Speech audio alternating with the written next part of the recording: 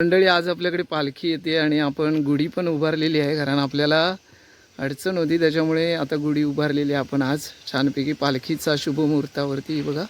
आणि आता निघतोय आपण इकडे पालखी आणायला. चला. आणि रात्रभर इकडे पोरांनी रांगोळ्या काढलेल्या आहेत. सागर पण होता आमचा, सागर मार्गदर्शक, कसं काढायचं काय वगैरे. इथं आज पॉशमध्ये आहे सागर. नमस्कार मंडळी, मी अमोल स्वागत करतो माझ्या कोकणवारी यूट्यूब चॅनलमध्ये. तर मंडळी, आज तारीख आहे 31 मार्च 2026 आणि आज आमच्या मालगुणची ग्रामदेवता आहे चंडिका रवळनाथ वरदान. ही आमची मालगुण गावची ग्रामदेवतेची पालखी आज आमच्या भाटलेवाडीत येणार आहे आणि 2 दिवस असणार आहे. तर मंडळी, आता आम्ही चालू आहे भाटलेकर सर्व पालखी आणायला आपल्या लिमये पारावरती. आणि तिकडे भंडारी समाज आपल्याला पालखी देणार आहेत. त्यानंतर मग तिथून वाजत गाजत पालखी आपल्या वाडीत येईल. पुसाळकर आहेत जे मानकरी आहेत चंडिका देवीचे, त्यांच्या इथे पालखी येईल, तिथे नाचवली जाईल, मग नैवेद्याला बसेल आणि त्यानंतर मग संपूर्ण वाडीमध्ये घरं घ्यायला सुरुवात होईल. तर असं असणार आपला पालखीचा सोहळा. तर तुम्हाला या ब्लॉगच्या माध्यमातून दाखवण्याचा प्रयत्न आहे. आणि ही सगळी आमच्या वाडीतली मंडळी आहेत, अजून बरीच यायची आहेत. तर आम्ही चाललो आहे पारावरती पालखी घ्यायला. तर चला मंडळी, संपूर्ण ब्लॉग बघा आणि या पालखी उत्सवाचा या व्हिडिओच्या माध्यमातून तुम्ही पण आनंद घ्या. चला. तर मंडळी, ह्या एक केशवसूत स्मारक, मराठी कवितेचे जनक कविवर्य केशवसूतांचं हे स्मारक आहे. आणि इथूनच पुढे आहे लिमये पार. तर लिमये पारावरती आम्ही चाललो आहे आता पालखी घ्यायला. ढोल ताशांचा गजर असेल आणि या गजरात पालखीचं आगमन भाटलेवाडीमध्ये होईल. तर मंडळी, आता लिमये पाराजवळ पालखी येते. हा बघा, हा इकडे लिमये पार आहे आणि भंडारी समाजाकडून पालखी नाचवत इथपर्यंत आणली जाते. हा तिकडून पालखी येते आणि सगळे इकडे आमच्या वाडीतले ग्रामस्थ आहेत. हे बघा इथे.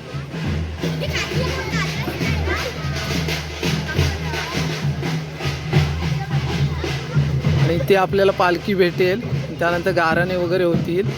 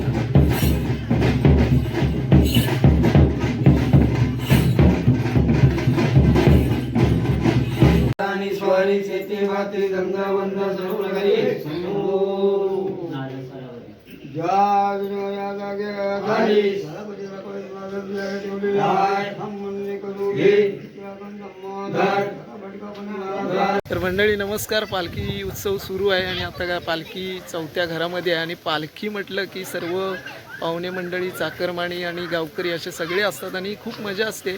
आणि पालखी निमित्ताने खायची आणि प्यायची पण मजा असते. खायची म्हणजे खाद्यपदार्थ आणि प्यायची म्हणजे कोल्ड्रिंक, सरबत गिरबत सगळं. नाही तर तुम्ही काहीतरी वेगळं म्हणाल. आता सरबत येत आहे, पोरं सगळी वाट बघतायत. गारेगार थंडगार सरबत पिऊया. सरबत गारेगार थंडगार.